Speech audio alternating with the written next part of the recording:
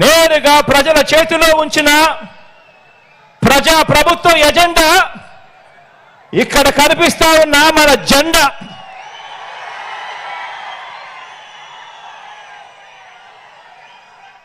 కాబట్టే చెబుతా ఉన్నా, ఈ జెండా తలెత్తుకుని ఎగురుతా ఉంది అని చెప్పి.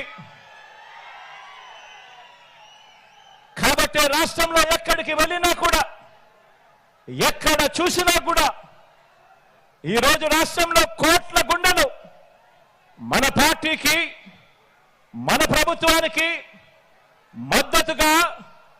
మద్దతు పలుకుతూ 2024 ఎన్నికల సమరానికి సిద్ధం